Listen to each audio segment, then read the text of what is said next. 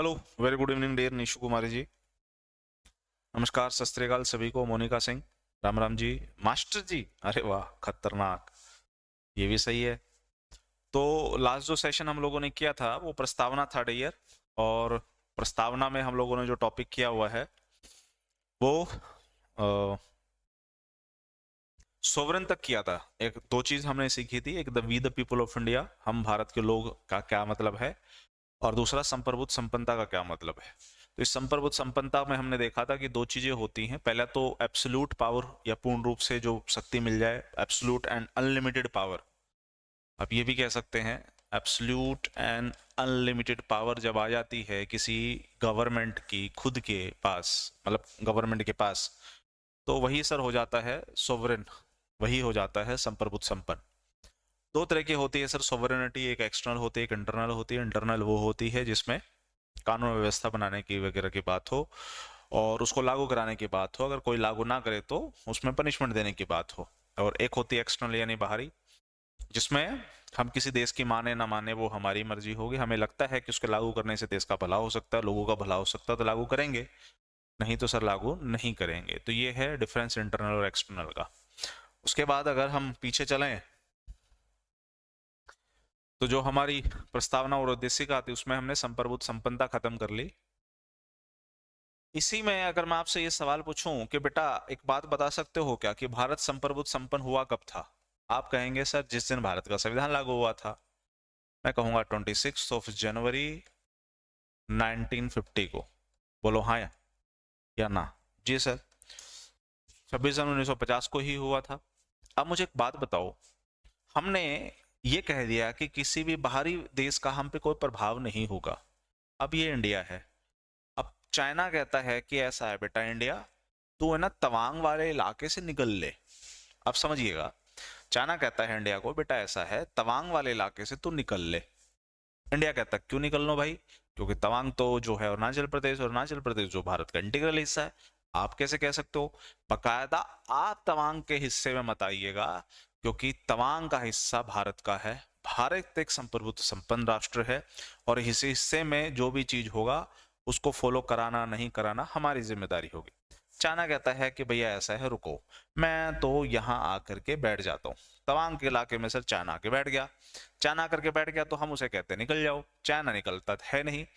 इसका मतलब ये हुआ कि चाइना हमारी संप्रभुत्व संपन्नता का उल्लंघन कर रहा है, क्योंकि एक जो संप्रभुत्व संपन्नता जो इंटरनल थी उसमें कानून व्यवस्था बनाने का काम तो मेरा था। अब ये कानून व्यवस्था तो मैं नहीं बना पा रहा। ये कानून व्यवस्था बनाने में अगर कोई रुकावट पैदा कर रहा है तो वो चाइना है। चाइना कह रहा है मैं जाऊंगा नहीं। हम उसे एक बार रिक्वेस्ट करेंगे, हम दो बार रिक्वेस्ट करेंगे, तीसरी बार भी हम रिक्वेस्ट कर लेंगे निकल जाओ, वो निकल नहीं रहा। अब बताओ बेटा हम क्या करेंगे? सर फिर इन छोटी आंख वाले लोगों को मारेंगे, पीटेंगे, धमकाएंगे, डराएंगे, है ना, अच्छे खासे कुटाई करके यहाँ से निकालेंगे। तो इंडिया जो है चाइना को निकालने के लिए क्यों आमदा है, क्यों निकालना चाहता है सर? क्योंकि संप्रभुत्व संपन्नता बनाए रखनी है, वरना तो बेइज्जती होगी, है ना। फिर 56 इंच के सीने का फिर फायदा ही क्या है? तो इंडिया ने चाइना को निकाला, किसकी हेल्प से निकाला बेटा? सर हमने आर्मी की हेल्प से निकाला है, हमने एयरफोर्स की हेल्प से निकाला है। हालांकि नेवी का रोल नहीं है, लेकिन फिर भी जरूरत पड़ी तो नेवी की हेल्प से इसको निकालेंगे। तो इसका मतलब ये है कि अगर कल को कोई हमारी संप्रभुत्व संपन्नता पे सवाल उठाता है तो हम अपनी संप्रभुत्व संपन्नता खुद भी बनाए रख सकते हैं। और ये संप्रभुत्व संपन्नता हमारी कौन बनाए रखेगी? सर ये संप्रभुत्व संपन्नता हमारी डिफेंस बना के रखेगी, हमारी सेना बना के रखेगी। तो डियर, हम संप्रभुत्व संपन्न किस दिन हुए? 26 जनवरी 1950 को सर। और हमारी संप्रभुत्व संपन्नता बना के कौन रखेगी? सर ये डिफेंस हम बना के रखेगी। तो अब समझ में आया कि क्यों हर साल 26 जनवरी को इन डिफेंस की प्रदर्शनी लगाई जाती है। अब समझ में आया कि क्यों 26 जनवरी को इस डिफेंस की प्रदर्शनी लगाई जाती है। अभी 26 जनवरी आएगी इसी महीने 23 दिन के बाद, आप देखेंगे 26 जनवरी को प्रदर्शनी लगेगी। प्रदर्शनी जो लगेगी, जो राजपथ जिसे अब कर्तव्य पथ भी कर दिया गया है, अब उस कर्तव्य पथ के ऊपर क्या होगा? सर कर्तव्य पथ के ऊपर जो है सबसे पहले जो परेड होएगी वो डिफेंस की होएगी। डिफेंस की क्यों परेड होगी सर? डिफेंस की मतलब आर्मी की अलग अलग यूनिट हुई, कमांडो हुई, सबकी वो हो गई ना प्रदर्शनी।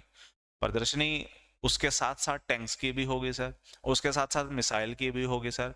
और अभी भारतीय वायुसेना वगैरह में, आर्मी में जो भी नए नए टैंक्स या जो भी नए नए हेलीकॉप्टर्स इंक्लूड किए हैं, मिसाइल इंक्लूड किए हैं सर, हो सकता है उनकी भी प्रॉब्लम हो, मतलब उनकी भी प्रदर्शनी लगाई जाए। तो डियर जी, एक बात बताओ, जब ये प्रदर्शनी हम लगा रहे हैं तो हम क्यों लगा रहे हैं?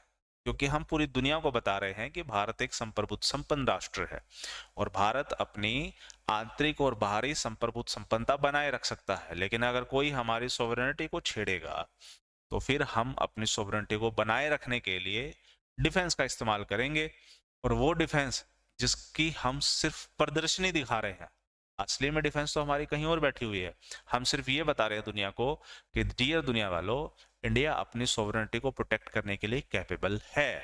इसलिए सर 26 जनवरी को ही परेड होती है, जबकि 15 अगस्त का दिन बड़ा होता है, लेकिन परेड 26 जनवरी को ही होती है क्योंकि उसी दिन हम संप्रभुत्व संपन्न हुए थे, और भारत की संप्रभुत्व संपन्नता डिफेंस के लोग ही संभाल के रखेंगे। कहानी क्लियर हुई सर? क्योंकि 26 जनवरी को भारत का संविधान लागू हुआ था, तो एक बात तो क्लियर है कि संविधान का जो हेड होगा वही 26 जनवरी को भी लीड कर रहा होगा। यही वजह है कि 26 जनवरी के दिन इंपॉर्टेंस जो होती है वो राष्ट्रपति की होती है। जितनी भी ये जो सेना होती है, ये जो कमान जो ये संभालेंगे, क्या बोलते से, जो परेड होती है, इस परेड को जो सलामी दी जाएगी वो राष्ट्रपति को दी जाती है, प्रधानमंत्री को नहीं, क्योंकि हम 26 जनवरी को संविधान लागू कर रहे हैं और संविधान का हेड कौन है? राष्ट्रपति। इसीलिए राष्ट्रपति का रोल आएगा, प्रदर्शनी का रोल आएगा, और संप्रभुत्व संपन्नता को बचाए रखने के लिए ये होते हैं, इसलिए इनकी परेड होगी। कहानी क्लियर? चलो आगे बढ़ेंगे सर। नेक्स्ट वर्ड आ जाता है, अगला शब्द हम लोगों ने कौन सा देखना है? अगला शब्द देखना है हमें लोकतंत्र। अभी हम ये नहीं देखेंगे क्योंकि समाजवादी, धर्मनिरपेक्ष और अखंडता शब्द तो ये बाद में संविधान में जोड़े हुए थे। अब हम चलेंगे सर लोकतंत्र पे। लोकतंत्र यानी सर जहां चुनाव होते हैं और उस चुनाव में जनता भाग लेती है, और जनता के भाग लेने पे जिसकी पार्टी के सबसे ज्यादा नंबर मिलते हैं वो सर चुनाव जीत जाते हैं और उनकी सरकार बन जाती है, जो मेजोरिटी पार्टी होती है। तो लोकतंत्र ऐसा जिसमें चुनाव होते, बोलो हाँ या ना?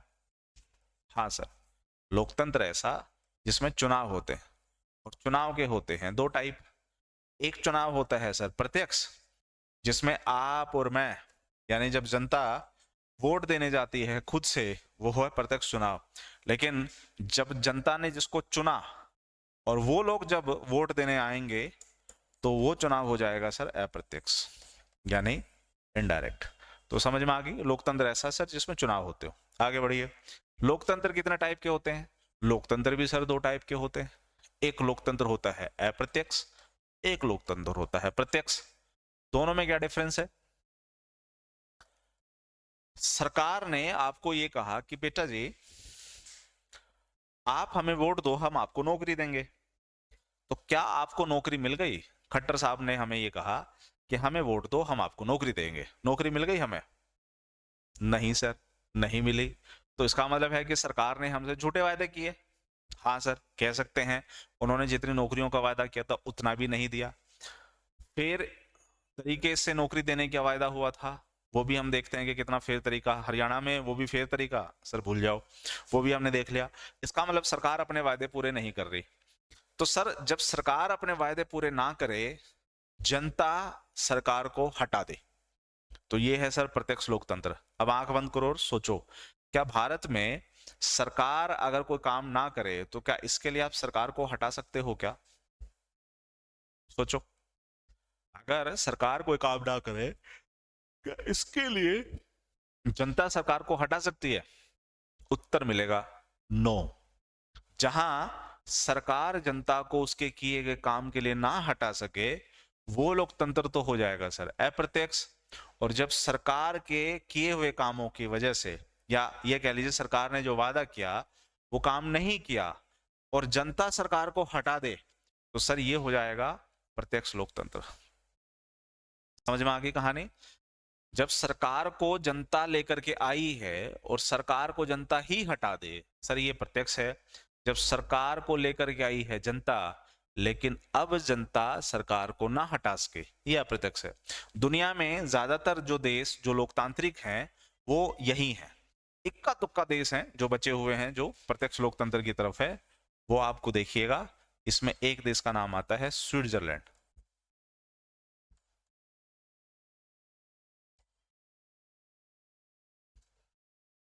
इसमें एक देश का नाम आता है स्विट्जरलैंड। तो स्विट्जरलैंड है बेटा, वो प्रत्यक्ष लोकतंत्र में है। प्रत्यक्ष लोकतंत्र मतलब अगर सरकार काम ना करे तो जनता जो है सरकार हटा सकती है। अच्छा सर ये तो अच्छी चीज है।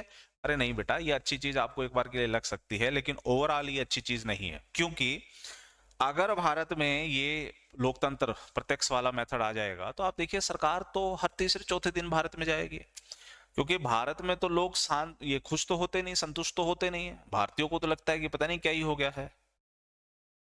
सरकार जो भी कानून बनाएगी, एक तबका तो सर ऐसा होता ही है जो सरकार के उस फैसले के खिलाफ हो, तो इस हिसाब से तो सरकार का हटना तय हो जाता है। तो इसका मतलब है कि जो प्रत्यक्ष लोकतंत्र होता है बड़े देशों में नहीं चलती, जहां बहुत ज्यादा जनसंख्या है वहां नहीं चलती। प्रत्यक्ष लोकतंत्र सिर्फ उन्हीं देशों में चल सकती है जो पढ़े लिखे हैं, छोटे देश हैं, जो आर्थिक स्थिति से ज्यादा सशक्त है, और जिन देशों में मुद्दे बहुत कम है। देखो स्विट्जरलैंड में जाओगे, वहां मंदिर मस्जिद तो मुद्दा नहीं हो सकता, वहां हिंदू मुसलमान मुद्दा नहीं है, ठीक है। वहां पर रोजगार मुद्दा नहीं है। हमारे देश में तो रोजगार मुद्दा है, उनके देश में रोजगार मुद्दा नहीं है, हिंदू मुसलमान मुद्दा नहीं है ना, अमीर गरीब मुद्दा नहीं है। भाई वहां मुद्दे ना के बराबर है। एक बात बताओ, सरकार अगर लोगों से ये कहे कि भैया ना हमें सरकार बना हो तुम्हें ये देंगे, वहां क्या दोगे तुम? बताओ। शिक्षा दोगे? 90% से ज्यादा एजुकेशन है उस देश में, हर पांचवा व्यक्ति अरबपति है उस देश में। क्या उन लोगों को ये कहोगे कि हम तुम्हारे नाले ठीक करा देंगे, तुम्हारी सड़कें ठीक करा देंगे, तुम्हारे बच्चों के लिए लाइब्रेरी बना देंगे, तुम्हारे बच्चों के लिए ये कर देंगे वो कर देंगे? ये तो सर भारत में ही हो सकता है, क्योंकि भारत में वो जो बच्चा जो कहते हैं ना कि तुम्हारे बच्चों को ये कर देंगे, मेरे को भी दिखता है कि उसका बच्चा जो है गलियों में नालियों में से ही गेंद उठा करके क्रिकेट खेल रहा है। इसलिए तो भारत में मुद्दे हैं। स्विट्जरलैंड में ये मुद्दे थोड़ी हो सकते हैं। भाई तुम्हारी गरीबी ठीक कर देंगे, अरे पांचवा व्यक्ति ही अरबपति उस देश में, तो इसका मतलब है कि बाकी सारे करोड़पति तो है ही हैं। तो सर ये मुद्दे तो कभी हो ही नहीं सकते। तो इसका मतलब प्रत्यक्ष लोकतंत्र सिर्फ अमीर, छोटे, पढ़े लिखे देश में ही पॉसिबल हो सकता है, छोटे देश में। लेकिन अगर कोई देश सर भारत जितना बड़ा है, जनसंख्या ज्यादा है, पढ़ी लिखी जनता भी कम है, और जो पढ़ी लिखी है वो भी गई गुजरी ही है, तो उस देश में प्रत्यक्ष लोकतंत्र काम नहीं कर सकता। इसलिए भारत ने अप्रत्यक्ष लोकतंत्र को ही अपनाया हुआ है। कहानी समझ में आ गई? आगे सर नेक्स्ट वर्ड पे फोकस कीजिएगा। सर अगला शब्द है गणराज्य या गणतंत्र, जिसे आप लोग रिपब्लिक कह देते हैं। गणतंत्र का क्या मतलब होता है? सर इस गणतंत्र में एक शब्द आता है, उस शब्द का नाम है हेड ऑफ द स्टेट।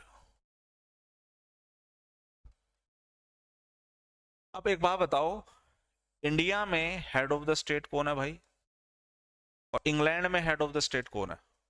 बताओ। आप कहोगे सर इंडिया में जो हेड ऑफ द स्टेट है उसे हम भारत का राष्ट्रपति कहते हैं, और इंग्लैंड में जो हेड ऑफ द स्टेट है उसे हम लोग क्राउन कह देते हैं। क्राउन आप इंग्लिश में लिखिए चाहे हिंदी में लिखिए, इस क्राउन का मतलब ही यही होता है, या तो राजा होगा सर या रानी होगी।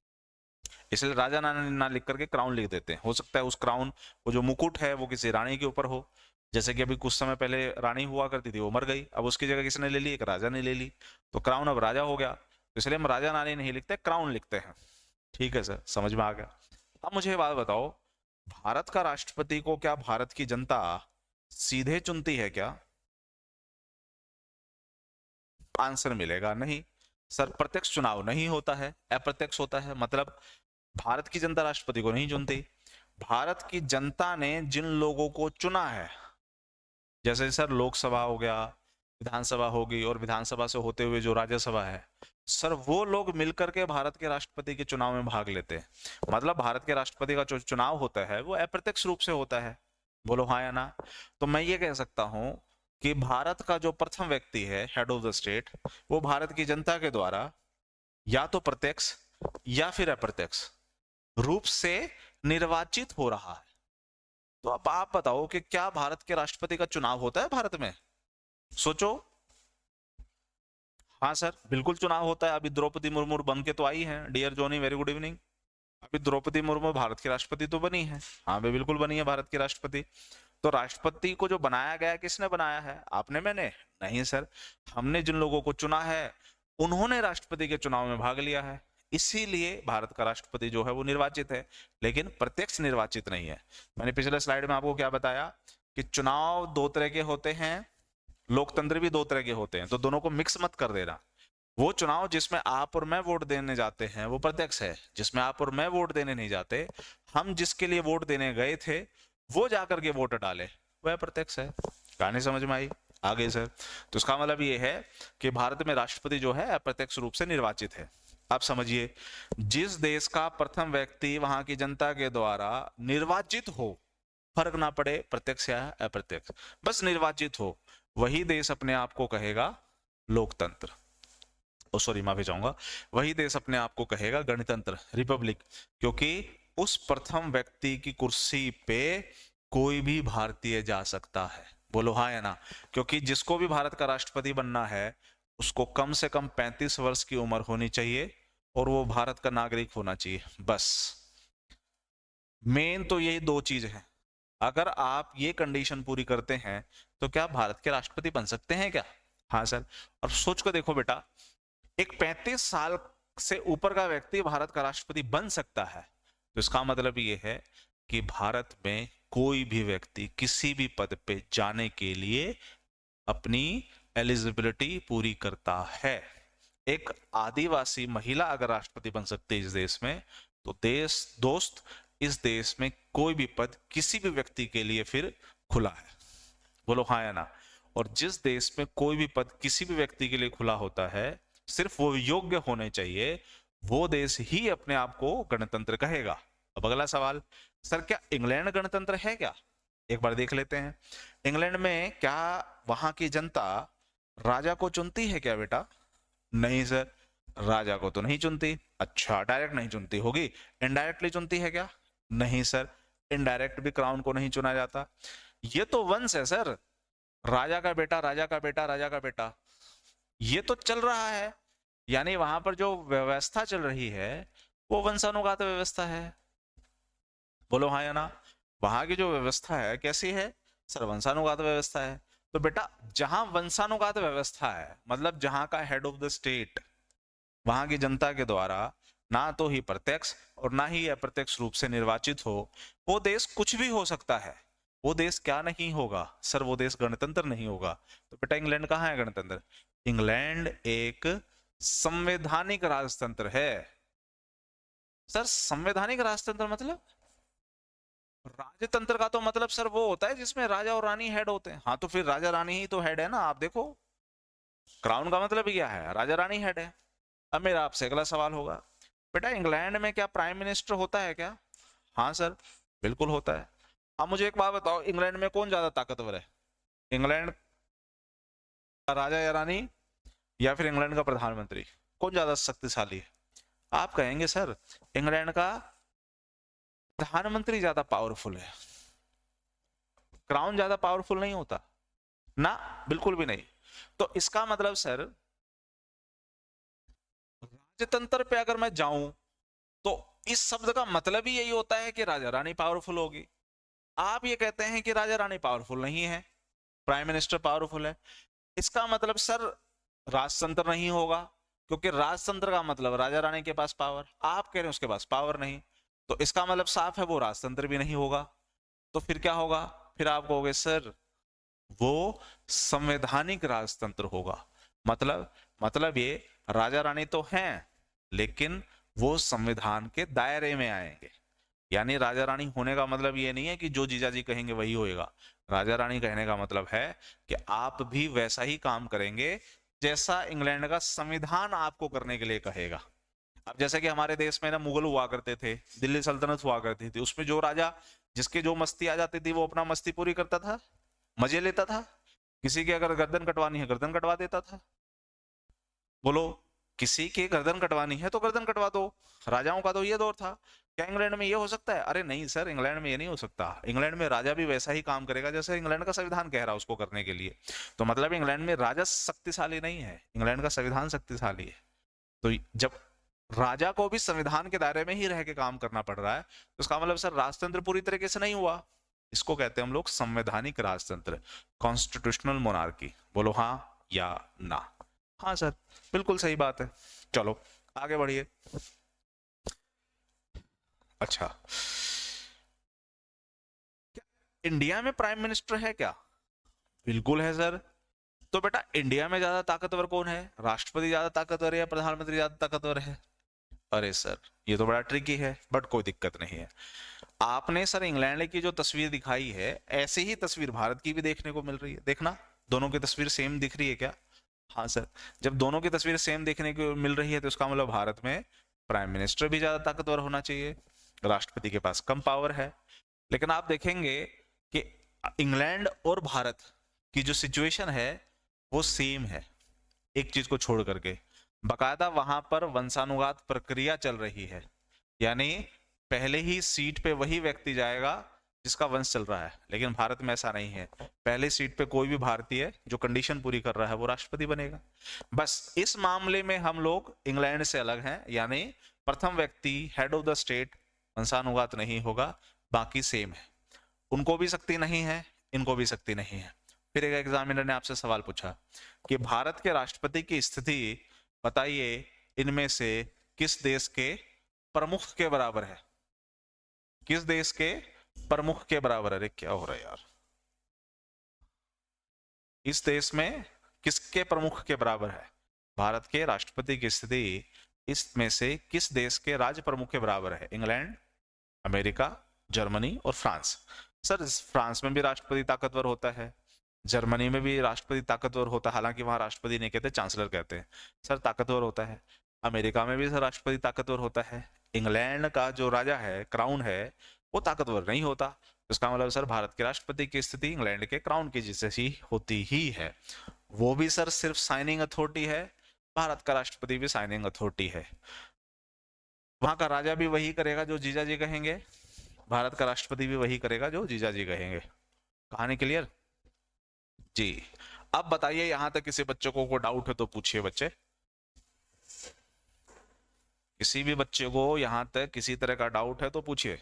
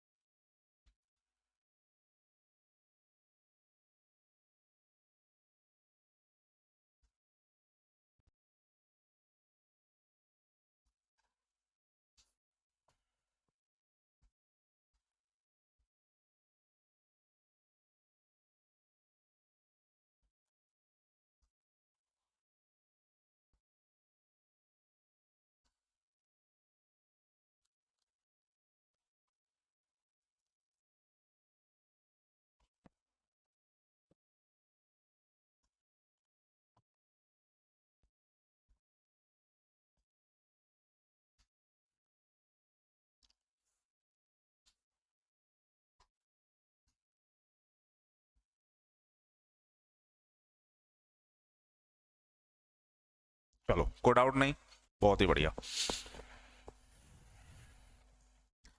तो तीन शब्द हमारे हो गए यहां से, एक संप्रभुत संपन्न हमने पढ़ लिया सर, कोई डाउट नहीं, कोई डाउट नहीं, बहुत बढ़िया। सर हम चलते हैं हम नेक्स्ट वर्ड पे। नेक्स्ट वर्ड कौन सा बच्चे? आ जाओ इधर, ये प्रस्तावना थी।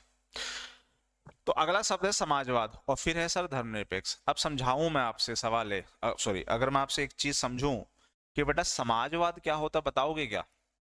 तो आप कहेंगे सर एक ऐसा देश जो ये कहता है कि हम समानता लेकर के आएंगे।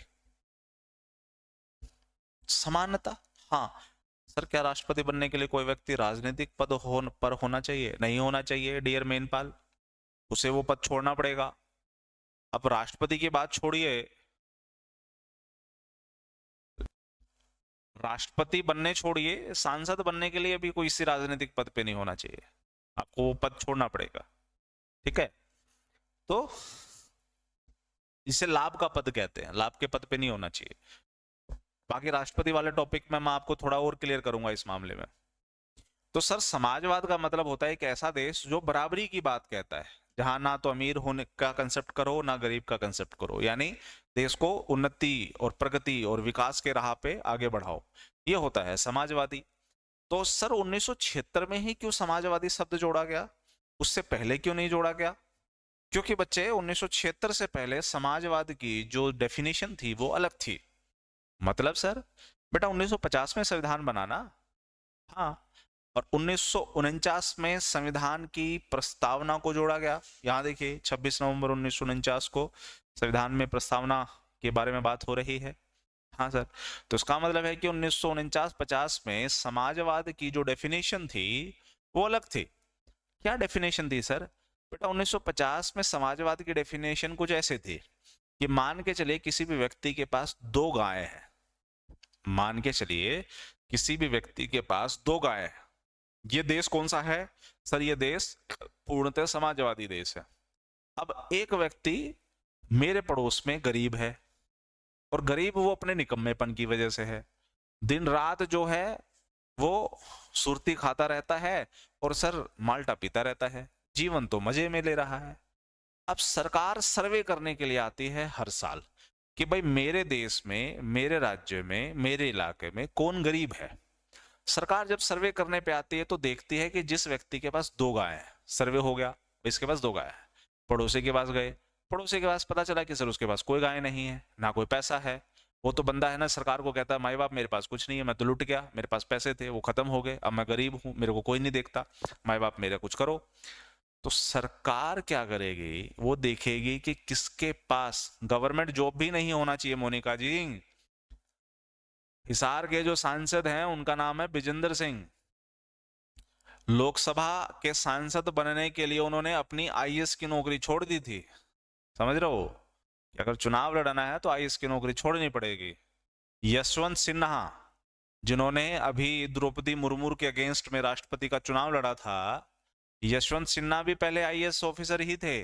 उन्होंने आईएएस की जॉब छोड़ी और फिर वो चुनाव में कूदे थे। तो इसका मतलब है कि अगर आपको चुनाव लड़ना है तो जॉब छोड़नी पड़ेगी, गवर्नमेंट जॉब भी नहीं। जो गवर्नमेंट जॉब भी नहीं का मतलब है गवर्नमेंट जॉब ही आपको छोड़नी पड़ेगी। समझ रहे हो? Very good evening dear Sonu, कहानी समझ में आ गई? आ गई, आ जाओ वापस ट्रैक पे। कहाँ थे हम सब? हाँ, तो सरकार ने देखा कि किसके पास एक्स्ट्रा चीज है सर, उसके पास एक्स्ट्रा चीज है जिसके पास 2 गाय है, उसके पास एक एक्स्ट्रा गाय है, चलो उसकी गाय छीन करके पड़ोसी को दे दो। छीन के दे दो सर, मतलब सामने वाले से पूछेंगे नहीं ना, सरकार है ना भाई, ताकतवर है। सरकार ने मेरे से पूछा नहीं, बस सरकार को पता था कि इसके पास 2 गाय है, सर्वे हुआ ना, सर्वे में मेरे पास 2 गाय है और पड़ोसी के पास एक भी नहीं, तो भाई मैं भी एक गाय से काम चला सकता हूँ, पड़ोसी का भी एक गाय से काम चल जाए। तो मेरे से गाय छीन करके पड़ोसी को दे दी गई और सरकार जाता रहा, मतलब सरकार में जो आए थे लोग वो जाते रहे। सर ये तो सिस्टम बड़ा खराब है। हाँ, तो देखो सरकार ने 2 गायों को 2 लोगों के बीच में बांट दिया। हाँ, तो बराबरी की बात कर रहे हैं ना वो। हाँ, लेकिन वो आदमी गरीब क्यों है? क्योंकि सर वो निकम्मा है, वो तो देसी ठर्रा पीता है, जगाधरी पीता है, माल्टा पीता है। हाँ, दिक्कत तो बेटा यही थी ना। अब सरकार के जाते उसने कहा कि तेरी गाय ले ले, मैं कह देता हूँ ले दे मेरी गाय, लेकिन बोला ऐसे नहीं दूंगा, पैसे देने पड़ेंगे। अब सर मेरी गाय जो सरकार ने छीन करके दे दिया, वो बंदा मेरे को वापस गाय दे रहा है सरकार के जाने के बाद, और उसके बदले मुझे पैसे देने पड़ रहे हैं। चलो सर मेरी गाय थी, मेरी गाय से मुझे मोहब्बत थी, मैंने ले ली और मैंने उसके बदले पैसे दे दिए। अब वो बंदा भाई जैक डैनियल पिए चाहे ब्लैक डॉग पिए, कुछ दिन तो मौज मारेगा, फिर से माल्टा पे आ जाएगा। अगले साल फिर सरकार सर्वे करने के लिए आएगी, सरकार फिर मेरे से गाय छीन करके उसको दे देगी, वो तो गरीब बन जाएगा। अरे सर जो आपने गाय दी थी वो तो मर गई। तो इसका मतलब सरकार समाजवादी विचारधाराओं से प्रेरित है, लेकिन समाजवाद करने के लिए जो संसाधन है वो तो किसी व्यक्ति से छीन करके दे रही है ना इसको तो बैठे बिठाए चीजें मिल रही है, और मेरे जैसा व्यक्ति है या कोई और व्यक्ति जो मेहनत कर रहा है वो चीजें वहां पहुंच रही है उसके पास। तो सर ये सिस्टम तो गलत है, ये सिस्टम तो गड़बड़ है, ये सिस्टम तो किसी भी हद तक ठीक नहीं है कि नहीं? तो सर इस समाजवाद का नुकसान है, 1950 में समाजवाद का मतलब यही होता था। लेकिन हम क्या बोलना चाहते हैं पूरी दुनिया को? हम ये बोलना चाहते हैं कि भाई हमारा समाजवाद ऐसा नहीं है जैसा पूरी दुनिया में समाजवाद की डेफिनेशन। हमारा समाजवाद कैसा है? वो कहता है कि जिसके पास 2 गायें हैं, 2 की जगह वो 4 और 4 की जगह अगर 8 भी लेकर के आए तो हमें कोई दिक्कत नहीं। नहीं सर, मैं पी चुका हूँ ऑलरेडी, मैं पी चुका हूँ। चलो आप देख लो, कोई इश्यू नहीं है सर, बना लो। चलो अब सर, हमारा तो ये कहता है कि अगर आपके पास 4 का है, चाहे कि 4 की जगह 8 और 8 की जगह 16 रखो, हमें कोई दिक्कत नहीं, चाहे डायरी बना लो पूरी। आपकी अगर इनकम 10 लाख से ऊपर गई, 5 लाख से ऊपर गई, तो हम आपसे 10% का टैक्स ले लेंगे, सॉरी 5% का टैक्स ले लेंगे। और अगर, हाँ 10%, आई थिंक 10% का टैक्स ले लेंगे। और अगर 10 लाख से ऊपर की सैलरी गई सालाना, तो 30% टैक्स ले लेंगे। किसी का अगर 12 लाख रुपए अगर वो आ रहा है वेतन, तो 12 लाख का 30% कितना हुआ? 12 3 36 सर, 3,60,000 रुपए सर गवर्नमेंट को देना पड़ेगा मुझे अगर 10 लाख से ऊपर की सैलरी होगी तो यही होता है ना। आज तो यही है 30%। आप समझिए कि भारत का समाजवाद ये है कि भाई तेरे को तो टैक्स देना पड़ेगा अगर तेरी सैलरी 10 लाख से ऊपर है तो 30% की। लेकिन अगर किसी की सैलरी ही 5 लाख से कम है तो उसे कोई टैक्स नहीं देना, ताकि सामान पे वो टैक्स वैक्स तो देता ही रहता है ना। और इसके बाद क्या हुआ?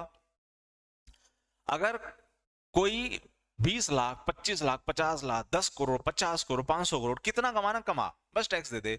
लेकिन जो गरीब आदमी है उसको कैसे उठाएं? सर उसको उठाने के लिए मैं क्या करूंगा,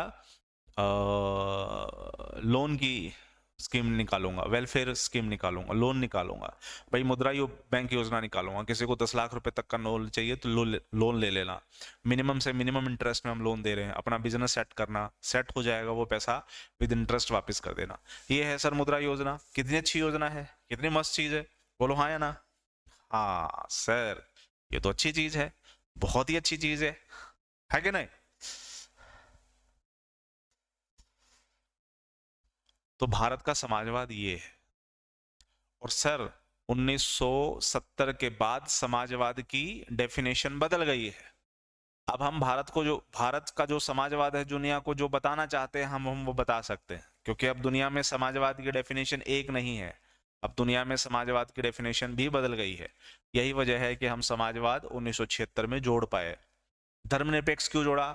सेम आंसर। 1950 में धर्मनिरपेक्षता का जो उत्तर होगा वो अलग होगा। यानी पूरी दुनिया में धर्मनिरपेक्षता की जो डेफिनेशन है, सेकुलरिज्म की जो डेफिनेशन है, वो कुछ और है। क्या है सर? अगर समझो दुनिया में धर्मनिरपेक्षता की क्या डेफिनेशन है, ये है हमारे मोदी जी, मान के चलो। हम कब की बात कर रहे हैं? 1950 की। और सामने है एक मस्जिद, मंदिर ले लो, मस्जिद ले लो, कुछ भी ले लो, सामने है सर एक मस्जिद। अब इस मस्जिद,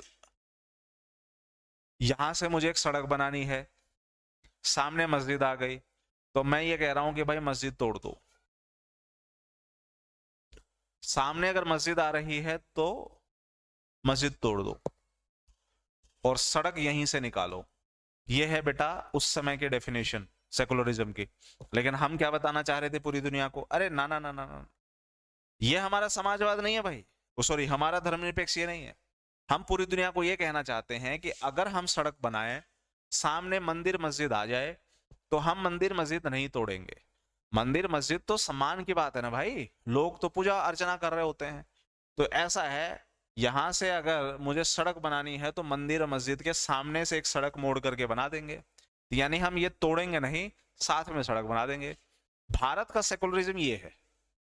1950 में अगर हम सेकुलर लिख देते तो दुनिया को लगता कि ये लोग तो मंदिर मस्जिद तोड़ देंगे भैया, लेकिन भारत कहता है कि ना, जो मंदिर मस्जिद है वो बने रहेंगे। हाँ, अगर कुछ योजनाएं अगर आई तो हम लोग आसपास से सड़क बना डालेंगे, बात खत्म। तो सर 1950 में डेफिनेशन नहीं थी, 70 के दौर में आकर के डेफिनेशन बदल गई, तो हमने 1976 में देखिए समाजवाद और धर्मनिरपेक्ष ये शब्द लिख दिए। यहां तक कहानी क्लियर भाई? यहां तक किसी बच्चों को कुछ पूछना है, समस्या समाधान कुछ तो पूछिए अगले 1 मिनट में। मेरे ख्याल से हम आज का टॉपिक यहीं पे खत्म भी कर देना चाहिए, मुझे ऐसा लगता है, क्योंकि ये न्याय, स्वतंत्रता, समानता और वो जो भाईचारा है और अखंडता, ये तो हमें अगली क्लास में डिस्कस करना चाहिए, क्योंकि आज इतना समय नहीं है कि इन चीजों को हम डिस्कस कर सके। तो यानी संप्रभुत्व, संपन्न, समाजवादी, धर्मनिरपेक्ष, लोकतांत्रिक, गणराज्य। ठीक है, तो बेटा ये 5 जो शब्द हैं ये भारत के संविधान की प्रकृति के बारे में बताते हैं। हमने शक्ति का स्रोत पढ़ लिया, हमने प्रकृति पढ़ ली, कल आएंगे तो हम उद्देश्य पढ़ लेंगे। ये जो न्याय शब्द है, ये न्याय शब्द हम लोगों ने रूसी क्रांति से उठाया है, और ये जो स्वतंत्रता, समानता, भाईचारा है, ये तीनों शब्द हमने फ्रांस की क्रांति से उठाया है, यानी फ्रांसीसी क्रांति से 1789 में जो हुई थी। अब ये जो प्रस्तावना है ये बना ही इस वजह से है ताकि, क्योंकि अमेरिका की क्रांति हुई थी, यानी अमेरिकन रेवोल्यूशन। तो बताइए कि भारत की प्रस्तावना पे किन किन क्रांतियों का प्रभाव पड़ता है? अमेरिकन क्रांति 1776, रूसी क्रांति 1917 और फ्रांसीसी क्रांति 1789, और ऑल ऑफ द अबव। बताओ। Thank you so much Monika ji, thank you so much बच्चे। इससे अच्छी चीज और क्या हो सकती है ना? बताओ, भारत की प्रस्तावना पे किन किन क्रांतियों का वो समावेश है? अमेरिका, रूसी, फ्रांसीसी, या इनमें से सभी? आंसर है इनमें से सभी। ये देखिए, अमेरिका की क्रांति ना हुई होती तो प्रस्तावना ना बनी होती, फ्रांस की क्रांति ना हुई होती तो स्वतंत्रता, समानता और भाईचारा जैसा शब्द संविधान में नहीं आता, रूस की क्रांति ना होती तो सामाजिक, आर्थिक और न्यायिक रूप से, राजनीतिक रूप से सर न्याय की बात नहीं होती। तो ये सब चीजें इसलिए आ पाई हैं क्योंकि क्रांतियां हुई हैं, और क्रांति इसलिए होती है क्योंकि उस देश में कुछ गड़बड़ियां होती हैं। क्रांति का मतलब ही होता है बदलाव, तो क्रांति इसलिए बोलते हैं। भाई इसे क्रांति शब्द का इस्तेमाल क्यों बोला गया? क्रांति यानी कुछ क्रमिक परिवर्तन की बात कर रहे हैं, कुछ बदलाव की बात कर रहे हैं, इसलिए सर क्रांति।